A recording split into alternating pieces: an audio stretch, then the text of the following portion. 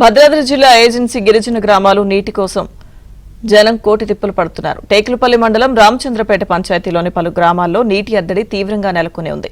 ఎండాకాలంలో తాగునీటి సమస్య మరీ తీవ్రతరంగా మారింది.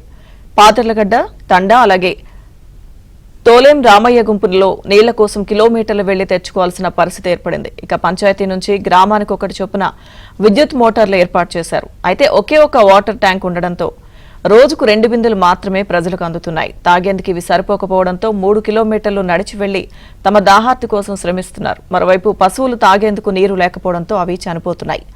బోర్లు ఎండిపోయి విద్యుత్ మోటార్లు కాలిపోయి అలంకారప్రాయంగా మారాయి. ఫలితంగా నీటి ఎద్దడి తీవ్ర రూపం దాల్చింది.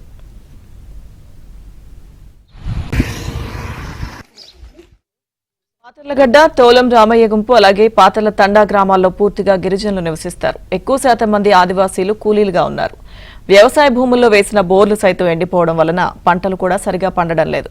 పక్కనే ముర్రేడు వాగున్నా నీటి వనరులు అందించడంలో అధికారులు నిర్లక్ష్యంగా వ్యవహరిస్తున్నారని ఆరోపణలున్నాయి.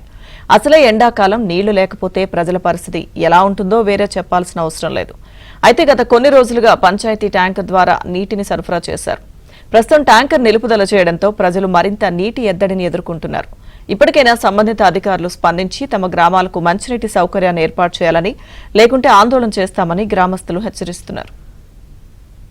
నీళ్లు లేకపోవడం వల్ల చాలా ప్రజలందరూ స్నానాలకి గిన్నెలు దుమ్ముకోవడానికి ఇబ్బందిగా ఉంది.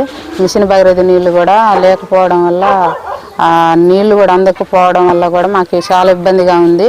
ఆ స్కూల్ బోర్ దగ్గర నీళ్లు తెచ్చుకోవడానికి 1 కిలోమీటర్ నడిచి వెళ్ళి పిల్లలు ఉంటే వాళ్ళని కూడా ఎత్తుకొని ఆ నీళ్లు తెచ్చుకునే పరిస్థితి వస్తుంది. అదైనా 1-2 బిందెలతోనే అక్కడి నుంచి మాకు తెచ్చుకోవాలన్నా చాలా ఇబ్బందిగా ఉంది. అది కూడా ఆ సమస్య తీరకపోతే మాత్రం రోడ్ ఎక్కే పరిస్థితి వస్తుంది. ఇంటికి 2 బిందెలు 3 బిందెలు మాత్రమే వస్తున్నాయి. అవైనా రోజుకి ఒక్కసారే నీళ్లు సరఫరా చేస్తున్నారు. మరి మా పక్క గ్రామంలో స్కూల్ దగ్గర ఒక బోరు బావి ఉంది. అక్కడికి వెళ్ళి మంచి నీళ్లు తెచ్చుకుంటున్నాం. మరి తాగడానికి ఇబ్బందిగా ఉంది. మళ్ళీ మాకు బట్టలు ఉతుక్కోవాలన్నా గిన్నెలు దోమాలన్నా అసలు నీళ్ళు దొరకట్లేవు. మరి ఆ కొన్ని నీళ్లతోని ఎలా సర్దుకుంటున్నామో మాకే తెలియాలి. మరి ఇంత పరిస్థితి ఏర్పడినా కూడా ఒక్కరు కూడా పట్టించుకోవట్లేదు.